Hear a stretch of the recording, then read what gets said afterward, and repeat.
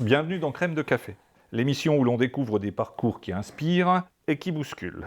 Aujourd'hui, mon invité, Lucille Bongiovanni. Bonjour Lucille. Bonjour Rémi. Présidente déléguée, je dis bien déléguée, je ne ferai pas deux fois l'erreur, du club de handball féminin de Dijon. Avec elle, on va parler sport, collectif, dépassement de soi, passion et ambition. Bienvenue dans Crème de Café, le podcast qui allie l'énergie du business à la douceur des rencontres. Ici, le café, c'est le côté vif, intense et passionné. Une émission où l'on prend le temps pour écouter celles et ceux qui ont choisi de vivre autrement, de penser autrement, de créer, de bousculer et de tracer leur propre route. Bref, de prendre en main leur destin. Et la crème, ce sont des invités brillants, authentiques et généreux dans leur partage. Comment ça va, Lucille ? Ça va très bien Rémi, merci de me recevoir. On se tutoie, hein ? Oui, on se tutoie. Voilà. Avec Donc, plaisir. on a la chance aujourd'hui d'être accueillis dans ce magnifique endroit que l'on appelle communément la Maison Périchet. Donc, c'est tenu par Françoise et Guilhem. Pour la petite anecdote, c'est un endroit où régulièrement se passent des petites soirées-concerts. C'est un peu privé, mais c'est super sympa. Bien entendu, on ne pourrait pas mettre 10 000 personnes dans la salle. Donc, en tout cas, on les remercie beaucoup de nous accueillir dans ce magnifique lieu. Lucille, peux-tu nous parler déjà, pour commencer, un petit peu de qui est Lucille ? Parce que Lucille, c'est un personnage très connu à Dijon. Quel a été ton parcours, tes envies, et un petit peu pourquoi tu es là aujourd'hui ? Alors pas tu es là ici, mais tu es aujourd'hui présidente d'un club sportif. La petite Lucille est née il y a 35 ans dorénavant. D'ailleurs, 35 ans et demi, je fais partie des gens qui fêtent leur ennemi. C'est-à-dire que tous les 13 août, je fête mon ennemi de chaque année. Ça, C'est très l'occasion de important. faire une bonne fête, quoi. C'est surtout l'occasion d'avoir un anniversaire un peu en été. Parce que moi, depuis le début, je ne sais pas ce que c'est. Je suis née en Franche-Comté, à Besançon exactement. J'ai fait la première partie de ma vie, effectivement, dans le Jura particulièrement. J'ai rapidement été happée par le sport. En tant que pratiquante. Ouais. Oui, parce que dans ma famille, le sport était très important et les femmes de ma famille jouaient au basket. Les femmes de la famille, j'en déduis que vous êtes plusieurs sœurs. Pas forcément, Non, parce que pas moi j'ai un forcément. petit frère, Ah. je suis l'aînée de ma fratrie. En revanche, ma tante, ma maman jouaient au basket et ça a toujours été quelque chose d'important et de familial. Les garçons, eux, faisaient d'autres sports, c'est comme ça, écoute. Je suis partie dans un cursus autour du sport, dans un pôle espoir, rapidement. J'ai toujours été une très bonne élève, étrangement d'ailleurs, parce que en fait j'ai quelque chose en moi qui m'a toujours poussée à faire mieux et à aller plus loin et toujours donner plus. Et pour l'anecdote, ma maman, ma gentille maman, je suis née le même jour qu'elle d'ailleurs, pour la petite info, le même jour que ma grand-mère aussi. Jamais elle ne m'a fait réviser mes devoirs, jamais, parce que je les avais déjà faits. Ah, Et, studieuse. studieuse, mais aussi avec une vraie capacité, une vraie éponge. J'ai toujours enregistré toutes les informations autour de moi, ça a été toujours important pour moi. Et puis je supportais pas être plus que troisième. Parce que j'avais compris que première, c'était trop ambitieux. Ah, quand je dis oui, j'avais pas percuté, mais plus, c'est-à-dire pas deuxième, pas troisième. Enfin, deuxième, c'est la mauvaise Si, place. deuxième et troisième, j'avais le droit, c'était ok. Mais pas plus, je devais pas être quatrième ou cinquième. C'était fan de Poulidor, toi. Je sais pas de quoi Il a toujours j'étais été fan. deuxième. En tout cas, j'ai toujours adoré étudier, apprendre, etc.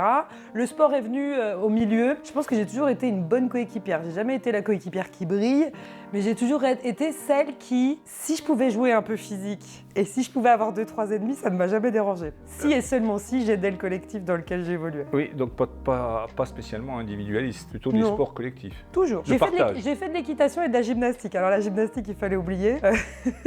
Pourquoi ? Parce que si je fais Manque de 1m80 souplesse. aujourd'hui, mais si je fais 1m80 aujourd'hui, ça veut dire que je suis grande depuis longtemps, globalement. J'ai toujours été au-dessus de la courbe. Bon, j'étais un peu ridicule dans le... Et j'en déduis que tu es très Informe. ambitieuse. Non, en tout cas, j'avais peur de pas grand-chose.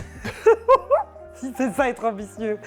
Non, mais je vois ça au travers de ce que tu viens de nous dire, c'est-à-dire que, en plus, le geste est très expressif, hein, toujours comme ça, quoi. Donc, toujours vers l'avant, toujours Vers l'avant. ambitieuse, Toujours vers envie l'avant, toujours d'avancer. très indépendante. J'ai toujours avancé dans un esprit collectif, mais avec l'ambition de réussir moi en tant que Lucille. Donc de faire mes devoirs toute seule, d'essayer d'être bonne en sport et en même temps d'être aussi à l'école une bonne élève. Je vais C'est un ensuite... défi de tous les jours vis-à-vis de Ouais, mais ça n'a jamais, je l'ai jamais pris comme défi.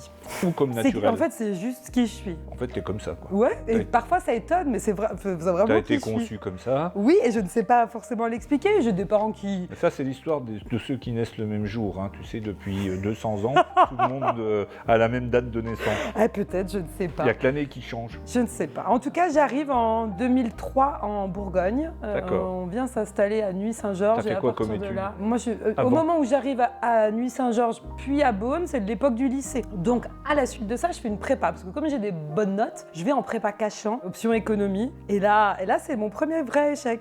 Ok. Enfin, il arrive. Je pose pas de questions parce qu'elle fait les réponses avant que j'ai posé toutes les questions. Donc. Comme j'étais une bonne élève, je croyais que ça allait bien se passer. Mais j'avais enlevé un élément, c'est que j'ai toujours aimé m'amuser. Et qu'en prépa, c'était un peu incompatible. s'amuse. Non, pas de la manière dont moi je définis l'amusement. Et du coup, au bout de 6 mois environ, j'appelle ma maman en l'occurrence et je lui dis j'arrête. Elle m'a dit d'accord, mais qu'est-ce que tu vas faire? Je dis je vais aller travailler dans une brasserie et je sais déjà que je vais aller à Beaune et que je retourne à Beaune et je vais aller profiter du flot de touristes et d'un métier que j'ai jamais fait pour avoir du contact et puis augmenter mon niveau en langue. Et je fais je fais d'avril à août dans une brasserie à Beaune qui est Serveuse? le métier. Non, justement, très drôle, je vais vous le raconter parce que du coup ça fait rire plusieurs personnes. Je rentre dans une brasserie, j'entends un accent franc-comtois que je reconnais. 5 €, des vélos.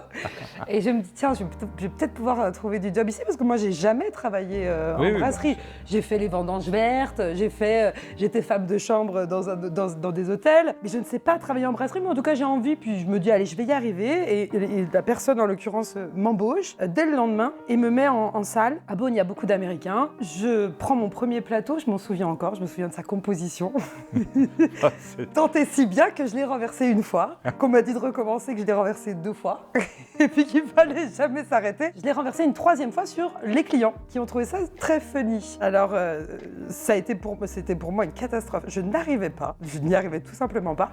Et je remercie mon patron de l'époque et son épouse qui m'ont dit en fait ta place elle n'est pas ici, tu vas plutôt aller derrière le bar. C'était 350 couverts jour, donc un énorme débit. Et en fait j'étais bien mieux derrière ce bar à envoyer et à retenir.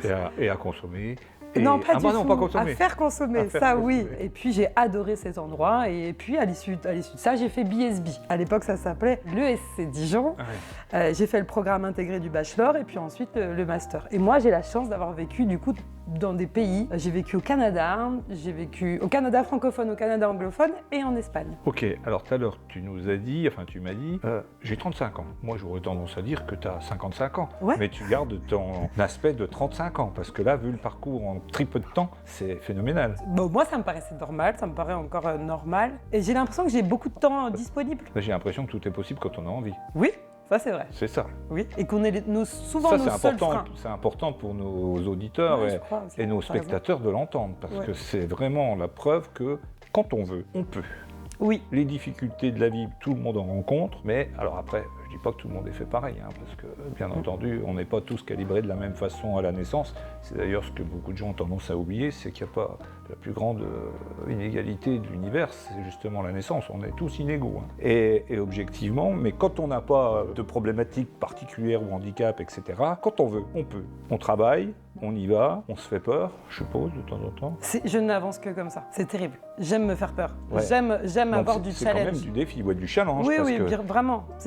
face à l'adversité et à une problématique X, Y ou Z, ça motive encore plus Lucille. Oui. Lorsque BSB m'appelle des années après en me disant « Lucille, est-ce que tu veux venir donner des cours en anglais de négociation d'une part et de comportement du consommateur », je me dis mais je vais jamais réussir à faire des cours en anglais parce que je parle un bon anglais, je suis trilingue aujourd'hui grâce je pense à BSB et au voyage, je parle anglais, je parle naturellement français, je parle anglais et je parle espagnol. Les voyages, ça vient des échanges avec ça vient de l'école, de l'école et typiquement de programmes où il fallait il y avait 60 postulants et qu'il y avait que 2 places et ce truc là, comme j'ai toujours bossé, j'y ai participé et en fait lorsqu'ils m'ont appelé pour donner des cours, ça m'a vraiment fait peur, j'étais contente de le faire. Et tu l'as fait? Bien sûr. Et ça s'est bien passé? Oui. Bah ouais, j'en étais sûr.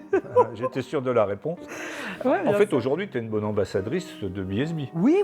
Ouais, je suis une ambassadrice de BSB. Je trouve que c'est une belle école, ils ont fait de belles choses. Mais je suis globalement une ambassadrice du territoire. Je suis très attachée à ça. Je vais être une ambassadrice à la fois de la Bourgogne, je suis très attachée, mais de la Franche-Comté aussi, où je n'irai plus y vivre, pour être très honnête. Ah bon? Et pour quelle raison la Franche-Comté n'est plus attirable Je dis pas qu'elle l'est pas, je dis qu'aujourd'hui elle me correspond pas par rapport à la multitude de sujets, ou en tout cas à l'intensité dans laquelle j'ai besoin de vivre. C'est moins dynamique la Franche-Comté. C'est beaucoup plus vert, donc en revanche partir l'été, faire la région des Quatre-Lacs, Franois, tous ces coins-là, moi j'adore, j'aime aller voir ma famille là-bas, mais je ne m'y verrai plus. En tant que société, fonctionnement de société, etc. Ouais, peut-être, en tout cas... Moins de challenges, moins de défis. Peut-être. Mais par contre, je retiens une chose, c'est que je pense quand même qu'il y a un peu de sorcellerie là-dedans. Parce que, en fait, quand on a tout le monde qui naît le même jour, dans la famille, un petit peu comme ça, et puis qu'on vient de la Franche-Comté, le pays des sorciers et des sorcières, ça amène un tempérament comme le tien. Tu trouves que je ressemble à une sorcière? Oui, mais une sorcière dans le bon sens du terme. Parce qu'en fait, ça me dérange pas. Moi, je te vois de temps en temps, dans les, on va en parler après, mais dans le côté sportif de ce que tu fais, aussi également animer des soirées ou des événements. Franchement, tu devrais faire de la politique parce que je suis sûr que tu fais avaler les couleuvres à n'importe qui.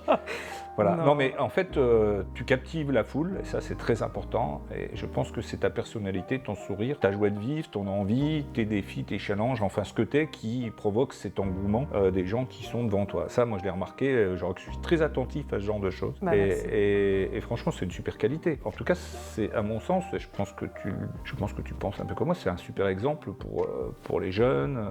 Tu as des réflexions, tu as des retours de gens qui disent « j'aimerais bien avoir votre caractère, votre tempérament. » Il n'est pas facile à porter tous les jours. Je dis pas que c'est facile. Alors attention, je dis pas que c'est facile.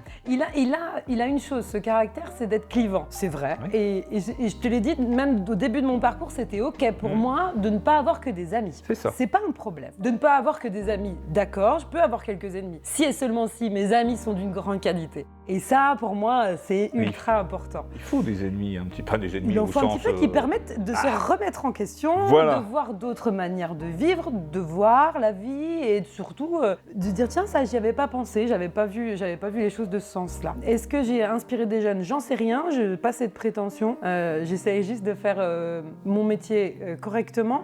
Et j'essaye d'être la plus vraie possible. Et dans cette véracité de qui je suis et de parfois la gestion de mes émotions qui va monter, où ça va vite me prendre, j'essaye doucement de m'apaiser, de mieux comprendre, de mûrir, je crois que ça s'appelle comme ça, sans jamais changer qui je suis profondément. C'est-à-dire que cette spontanéité, je ne sais pas faire sans. Cette manière de dire les choses, il y a des choses qui ne me plaisent pas, j'aime à le dire. Aujourd'hui, je le fais un peu mieux. Il y a quelques années, je le disais point. Tu es en face de toi un Rémi Jean qui a appris à tourner 144 000 fois sa langue dans la bouche avant de parler. Oui, bien sûr. Parce que j'étais un peu trop brute de pomme et on m'a appris qu'il y a des choses, il ne faut pas les dire comme ça. Alors que, attention, je ne suis pas du genre à avoir des tabous, je pense que tu n'en as pas non plus. Le franc-parler, je pense que tu es un peu comme ça. Il ne faut pas non plus toujours exploser tout ce qui est en face. Non, puis c'est pas l'objectif. C'est pas l'objectif non plus. Donc, mais j'ai du franc-parler, mais j'ai aussi compris qu'il y a des choses qui ne sont pas bonnes à dire. Ah oui. Et ça, du coup, j'essaye toujours de passer ça par les différents filtres de vérité, d'utilité, etc. Il y a des choses qui ne sont pas, en tout cas, pas utiles. Est-ce que ça va être utile à l'institution que je représente? Est-ce que ça va, dans ma vie privée, m'être utile? Est-ce que ça sert? Est-ce que à la personne, ça va lui être utile? Donc tu t'interroges, tu prends du recul par J'essaye rapport à parce ce que tu essayes. J'aime profondément les humains. Et c'est peut-être aussi pour ça que, comme j'aime les gens... Est-ce que tu t'aimes toi? Oui, voilà. De plus en plus. Ça a mis du temps. Hein. Ah mais c'est important la question parce que je pense, et je l'ai entendu dire et lu, que quand on ne s'aime pas, on ne peut pas aimer les autres. C'est comme le bonheur ou le succès. Tu peux pas avoir de succès si tu n'as pas de bonheur. Et je pense que c'est très important. Et je pense même également, et tu vas me dire si c'est vrai ou pas, tu te connais mieux que quiconque, je pense que tu es aussi fragile que tu es forte. Ça va bien avec la vie du paradoxe, pour moi, c'est très intéressant. Ouais. Tu es aussi fragile que tu es forte? Oui, peut-être. Et ça me dérange pas de l'être. Ah mais c'est pas, justement, je pense que c'est une qualité. Donc, ouais, alors je le suis sûrement. Je veux pas dire le contraire. Mais je peux aussi être autant heureuse pour un sujet que très touchée, très affectée. Ça peut, ça va dépendre des sujets. T'as une sensibilité forte? Non. Non. Pas... Quand t'es très touchée? Ouais, mais ça va être sur des sujets. Mais je pense pas avoir une sensibilité plus exacerbée que quelqu'un. Et pour toi, c'est une force d'avoir justement ce côté sensibilité qui permet de justement peut-être de prendre du recul, de voir les choses différemment. Oui, c'est une force. C'est pas ma plus grande force. Et quelle est ta plus grande force? C'est une vraie bonne question. C'est que tu me l'as suggéré, je te la pose. Pour moi, ça serait soit l'adaptabilité. En fonction de mon environnement, je suis capable de comprendre les codes et assez rapidement. Ça, pour moi, c'est une vraie force. Et la deuxième, c'est cette espèce abnégation / résilience / j'ai pas peur.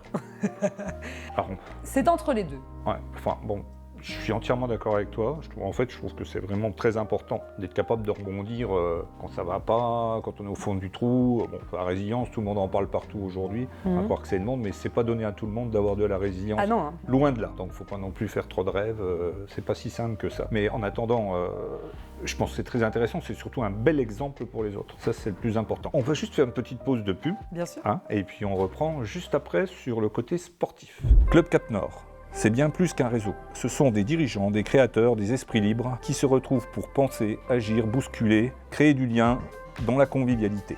Cette année, nous fêtons les 30 ans de Club Cap Nord. Alors Lucille, écoute, on va parler un petit peu sport, puisque c'est quand même ta principale activité, si je ne me trompe pas. Comment en es-tu arrivé, après toutes ces péripéties que tu nous as dévoilées avant, à la JDA, tiens? Très bonne question. À l'issue de tout cela, je travaille dans différents groupes. Et puis, je travaille aussi au CHU, parce qu'à l'époque, je voulais être directrice d'hôpital. C'était mon goal de l'époque. Bon, c'est différent aujourd'hui. Je travaille au CHU, et puis je travaille ensuite... je travaille aussi chez FH pour APRR, et puis ensuite à la Caisse d'épargne. Donc, je travaille dans... Bien ce que je dis, 55 ans dans maintenant. différents groupes. Et puis, à la Caisse d'épargne, je rencontre à l'époque un mandataire qui, au travers d'un parcours qui était dédié au talent de l'entreprise, me fait rencontrer Thierry Degort, le président de la JDA, qui était à l'époque uniquement le président de la JDA Basket. Et je le rencontre et en fait, tout simplement, j'ai envie d'aller bosser avec lui. Et par extension, bosser pour lui parce que j'aime sa vision, j'aime sa manière de voir le sport, j'aime sa manière assumée de voir le business autour du sport. Et puis j'aime l'idée qu'ensemble, on ira être champion d'Europe. Ça répond à tous mes challenges, ça. Je veux bien le faire. Les deux équipes ou... À l'époque, on est en 2017, donc je commence à travailler pour Thierry Degort et sa sœur Nathalie Voisin, parce que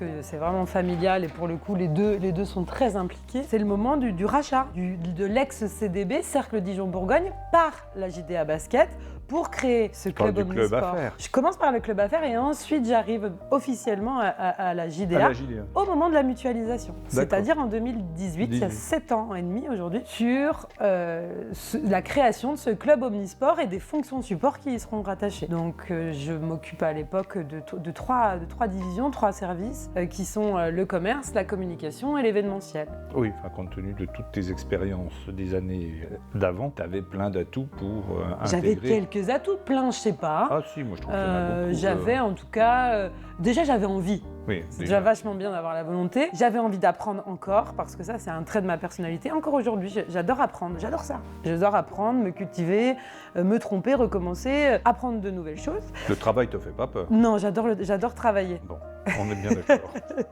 J'adore travailler. Non, mais c'est bien de l'entendre, parce qu'aujourd'hui, on prône beaucoup pour les jeunes le non-travail. Donc, et je pense que c'est important d'entendre de la bouche d'une personne qui est très impliquée dans la vie que le travail, c'est pas si mal que ça en fait. On peut s'épanouir énormément. Bien sûr. Voilà. Et ça n'empêche pas d'avoir une vie à côté, même si on travaille beaucoup. Oui. Merci. C'était des bonnes réponses aussi. 10 sur 10. Je t'ai coupé, excuse-moi. Mais... C'est pas grave. Et à ce moment-là, je rejoins effectivement ces 3 activités avec un souhait particulier. C'est celui à l'époque de densifier notre réseau partenaire qui était déjà existant, mais à la fois au handball, à la fois au basket. C'est d'avoir une communication qui soit de plus en plus liée aux exigences actuelles. On parle de 2018, donc doucement on commence à faire du contenu vidéo. Le contenu vidéo va devenir la manière de se différencier, de se démarquer. Et puis l'événementiel, parce qu'en fait, si on fait de la Coupe d'Europe et si on le fait sur les 2 sports, on parle de 50 soirées événements par an. Si j'additionne les compétitions. Basket et handball. Basket et handball cumulés. À l'époque, le handball ne fait pas de Coupe d'Europe, c'était de vieux souvenirs.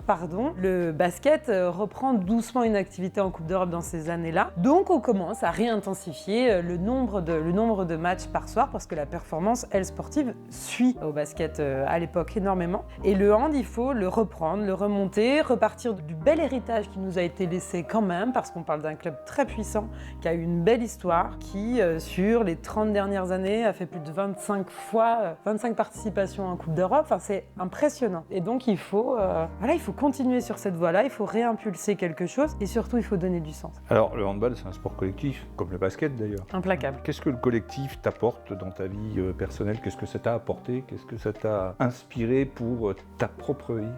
Déjà, le collectif, le premier truc qui me vient à l'esprit, c'est rire. Ça se fait pas trop de rire seul, ou alors tu passes vite pour un fou. Moi, grâce à des coéquipières, grâce à des équipes au taf ou en dehors du travail, j'ai ri, j'ai profondément ri.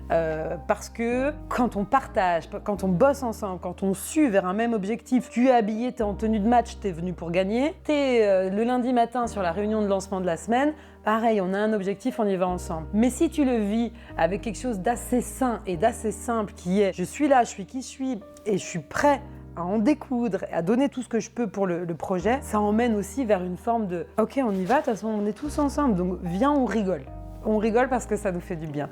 Le collectif, ça m'a appris aussi à voir les choses d'une autre manière. Moi, j'étais un peu figée sur si je vois comme ça, c'est que sûrement ça doit être ça. Et ben, j'ai appris que si je vois comme ça, c'est parce que c'est mes yeux qui sont dans ce sens-là et qu'il y a plein d'autres manières de voir en fonction de comment tu as été élevé, de ce qui t'est arrivé dans la vie, de ce qui t'arrive au moment où on parle. Et puis, aussi la confrontation, le débat d'idées. Est-ce que le fait d'évoluer dans le monde du sport, ça a changé, ça a changé ton regard sur le monde du travail et des responsabilités? Il m'arrive certains jours de penser que je ne serai plus jamais employable dans une autre entreprise.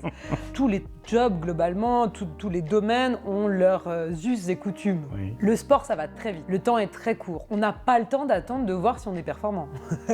Non, il faut l'être tout de suite. Ouais. Donc le temps est très réduit, très ramassé. Il faut prendre des décisions rapidement. Il faut les assumer et si derrière, il fallait analyser naturellement ces décisions, comment est-ce qu'on les modifie et on explique à tout le monde pourquoi on a modifié. Le sport fait que tu vas très vite et que parfois aussi la manière de se parler, on n'a pas trop le temps. Et si tu fais un parallèle avec le travail en général, moi je pense qu'on parle trop, qu'on discute trop et qu'on ne prend pas assez de décisions dans la société d'aujourd'hui. D'accord. C'est ce qui nous amène d'ailleurs, à mon sens, là où on en est objectivement. Il y a toute l'actualité qui nous le rappelle tous les jours. Mais pour quelqu'un qui démarre dans la vie, un jeune qui va se lancer, parce qu'aujourd'hui la grande mode, c'est aussi, on leur dit créez votre entreprise. Alors des auto-entrepreneurs, je dis auto-entrepreneurs, mais des gens qui sont seuls. C'est difficile de se motiver quand on est seul, la preuve en est. Qu'est-ce que tu pourrais conseiller à un jeune qui se lance et comment je dirais, pas intellectuellement, mais comment il devrait aborder les choses, même s'il est seul dans son entreprise? Est-ce qu'il faut qu'il s'ouvre? Est-ce qu'il faut qu'il... Oui. Premier sujet, c'est comment vaincre cette solitude que tu as choisie. Oui, c'est un choix. Ou alors comment tu fais avec, parce que ça peut aussi être un vrai choix. Il y a des gens qui aiment être il faut seul. tout pour faire un moment. Simplement, pour faire du business, c'est compliqué de le faire tout seul. On est à un d'accord. moment, il faut s'ouvrir un peu. Aller dans différents réseaux. Voilà, déjà, pour moi, le numéro 1, c'est aller dans des réseaux. Associations, d'entreprises, Cap Nord en est, je pense, un très bon exemple. Je pense par exemple au MEDEF aussi. Je pense à certaines femmes qui peuvent se dire, tiens, je peux aller aussi dans le réseau femmes. T'as dit qui avant? Au quoi? Mais quoi? Au MEDEF. Oh, je fais exprès. Ah, tu me taquines? Ouais. Je croyais que t'entendais plus. Mais tu vas avoir plein d'autres formats, plein d'autres formules que je pense. En fait, il faut aller vers les autres. Bah oui, parce que sinon, ça va être compliqué de signer des contrats. C'est important de le dire. Pourquoi je t'ai posé... compliqué de signer des contrats. Pourquoi je t'ai posé la question? C'est parce que justement, dans le cadre de Cap Nord, j'ai l'occasion de rencontrer plein de jeunes qui se lancent. Je dirais qu'il y en a 80% qui sont pratiquement incapables d'aller vers les autres. Et en fait, ils ne savent pas, ou ils ne sont pas faits pour ça, certains, ça c'est clair. C'est pour ça qu'il y a autant d'échecs d'ailleurs, malheureusement. T'as pas un truc à leur donner là qui fasse que, comme tu parlais de ce que t'étais quand t'étais jeune Ouais, mais tu sais, c'est qui j'étais moi et dans une époque, dans les années 90. C'était pas la même chose qu'aujourd'hui, on est d'accord. Non, et puis j'ai surtout envie de leur dire essayez. Essayez, n'écoutez pas ceux qui vous disent que vous allez vous planter. Qu'est-ce qu'on en sait, nous? Les conseillers ne sont pas les payeurs. Exactement. Et si tout simplement leurs clients c'était sensiblement les mêmes qu'eux et que ça matchait. Et en fait, pardon, mais c'est un peu une vision, et je peux la partager de temps à autre, une vision un peu de vieux grigou, d'aller, ils vont se planter. Peut-être pas. Et puis, s'il y en a quelques-uns qui s'en sortent, ils auront réussi et on assurera une forme de continuité. En revanche, ils sont peut-être un peu trop nombreux à rêver leur vie. Ça, sûrement. Mais à un moment, il faut rêver pour avancer. Et donc, de l'échec, je suis persuadée qu'ils sauront se relever. La question, c'est est-ce qu'ils sauront se relever et au moment où ils vont se casser la binette, si ça arrive, qu'est-ce qu'on met en place pour qu'ils puissent rebondir? Je suis inquiète plutôt sur comment est-ce qu'ils vont, après un échec comme ça, accepter de retourner par exemple dans le salariat. Comment est-ce qu'ils peuvent voir leur vie au travail différemment que par le freelance? Ouais. Ce prisme-là qui va être prégnant, c'est est-ce qu'on va réussir, est-ce que ce jeune ou cette jeune-là, est-ce qu'elle va réussir à retourner dans le milieu classique, mais est-ce qu'on n'a pas tout simplement un changement de nos pratiques, un changement du travail globalement, sur des méthodes, est-ce que je vis pour travailler, est-ce que je travaille pour vivre, est-ce que la juste réponse est strictement entre les deux? C'est la grande question du moment. Ce qui est sûr, c'est que pour moi, si tu ne travailles pas, déjà pour moi tu t'encroutes cérébralement, mais surtout c'est compliqué de payer pour quelqu'un qui bosse pas, qui a fait le choix de pas bosser. En revanche, si tu décides toi parce que tu as envie d'aller voyager, tu veux découvrir, moi je pense que ça c'est une richesse absolument démentielle. En termes d'épanouissement. Oui. Et puis si tu as décidé de bosser 2 ans à fond, mais parce que pendant 1 an tu sais que ton objectif c'est de te casser et de faire le tour du monde, fais-le. Fais-le parce que tu reviendras. Ouais, on va rester sur cette note positive parce que c'est important. C'est important de savoir que, on en revient à ce qu'on a dit tout à l'heure, quand on veut, ouais, on peut. On peut. Voilà, il suffit de se donner les moyens d'y arriver. C'est comme le chien mouche qui vient nous faire un petit coucou. Quel parallèle tu fais entre la gestion d'un club sportif et la vie quotidienne autour de tout ce que tu viens de nous dire? C'est la vraie vie. La vraie vie, tu sais, il y a plein de gens qui voient le monde du sport pro, vu le nombre de candidatures que l'on reçoit, qui le voient comme un monde de strass, de paillettes, et c'est incroyable. Et comme tous ces gens dont on imagine et on rêve la vie. En fait, la vraie vie, c'est qu'on a des difficultés, qu'il faut réussir à avancer, même dans des temps économiques et sociaux qui sont plus que chahutés. La vraie vie d'un club de sport, c'est la vraie vie, point. Ouais, et je dirais, peut-être un mot, il faut travailler. C'est pas un miracle, il faut bosser. Ah bah oui. Mais comme partout. Ouais, mais je pense que beaucoup aujourd'hui ont oublié que la notion de travail, elle est très importante. Je sais pas si c'est beaucoup ou si c'est parce qu'on a décidé de mettre l'emphase sur ceux qui ont décidé, ou ceux qui ont décidé de pas bosser. On pourrait discuter ce sujet longtemps, mais je Il résume. y a encore des gens qui bossent. Moi, je vois les collaborateurs de la JDA, les collaboratrices, c'est impressionnant le niveau d'exigence, de travail et puis de don de la personne aussi. Hein. Vraiment, c'est impressionnant. Bah écoute, c'est super. Je vais te poser une petite question comme ça. Déjà, je te remercie pour tout ce que tu nous as dévoilé sur ton parcours. C'est très intéressant et je pense que ça peut inspirer beaucoup de monde. Qui verrais-tu à ta place là demain? Quelqu'un que tu connais? J'adorerais que tu fasses participer ici des joueuses majeures de la JDA Hand. On a des joueuses qui, tu as sûrement appris, hein, on en a 3 en équipe de France. Oui, j'ai entendu ça il n'y a pas longtemps. Nina Dury, elle vient de Couchet. C'est un pur produit local, je pense à Lilou Pinta. Lilou Pinta, elle vient du 52, quand même, nos voisins. C'est tous les gens d'ici, ça. Bien sûr, et puis Maureen Gaillet, qui a dernièrement été appelée. J'adorerais... Donc une joueuse. J'adorerais. Ou un binôme de joueuses, ça serait super, parce que je pense qu'elles méritent d'être connues, et surtout qu'elles méritent d'être reconnues dorénavant. Elles ne sont pas juste là pour s'amuser avec une balle, elles ont une mission sociale, sociétale et de performance. Et elles jouent le jeu? Absolument. Elles en sont convaincues? Ah oui, c'est impressionnant. Ouais. Il faut que tu imagines les étrangères qui viennent de chaque sortie de match, tiens, très bon exemple. Juste pour rappel, la JDA Hand, première division, Coupe d'Europe. D'accord, on joue ces 2 divisions, on a la chance de faire partie de cette élite, entre guillemets. 50% de nos joueuses sont internationales. J'ai des Norvégiennes, des Danoises, Allemandes, Argentines, Espagnoles, Slovaques. Notre assistante coach est serbe. Imagine ce melting pot incroyable. Et puis tout le reste, elles sont françaises. Elles ont toute cette force de caractère, cette capacité à accueillir celles qui arrivent, mais surtout lorsqu'elles portent Dijon sur leur cœur et sur leur torse et sur leur maillot, et qu'on va jouer en Pologne et qu'on va jouer en Espagne, on porte Dijon fièrement et finalement on se retrouve sous l'espèce d'étendard, de drapeau français, parce qu'on va jouer pour Dijon. Et ça, elles l'ont toutes compris. Pourquoi? Parce que début d'année, c'est important pour moi que de leur expliquer pourquoi on fait ça. On donne du sens. Sans les partenaires privés, sans les abonnés, sans le public, sans les associations, sans tous ceux qui nous entourent, on n'existe pas. Et donc, c'est important que les collectivités sachent qu'on existe et qu'on travaille. C'est important que le public sache qu'on existe, qu'on travaille, et ils nous le rendent plutôt bien. Et puis, en dernier lieu, c'est les partenaires, les entreprises. Et donc, tous les soirs de match, qu'il s'agisse des filles, des femmes étrangères, internationales et des françaises, elles passent en moyenne 1 heure de leur temps post-match à aller débriefer le match, demander comment ça va, remercier tout simplement d'être là. Et les gens présents. Et elles ont compris à 100% le pourquoi. Alors je retiens donner du sens, parce que c'est très important. Et je pense que ce sont des gens qui sont très bien intégrés pour les étrangères qui sont là. Exactement. Et qui aujourd'hui ont pris parti de vendre la France comme aussi leur patrie. Surtout quand on a des joueuses qui sont là depuis plus de 5 ans. C'est-à-dire que chaque fin d'année, elles pourraient partir. Ouais, voilà. Oui, tout à fait. Et non, mais elles sont fidèles. Elles sont fidèles et elles aiment la douceur de vivre de Dijon. Elles se sentent bien ici à Dijon. C'est merveilleux. On est très heureux de les accueillir et de les garder, mais surtout qu'elles marquent des points et qu'elles gagnent. Et qu'elles marquent effectivement. Donc on ne peut que te souhaiter à toi, ton équipe et puis tous les gens qui gravitent autour de la JDA un beau succès pour cette saison 2025-2026. Merci Lucille. Donc c'était aujourd'hui Crème de Café qui accueillait Lucille Bongiovanni, que l'on remercie énormément pour sa sympathie, son sourire surtout. Et c'est toujours un plaisir immense que de passer un moment avec toi Lucille. Merci beaucoup Rémi pour m'avoir invité. Tout le plaisir était pour moi.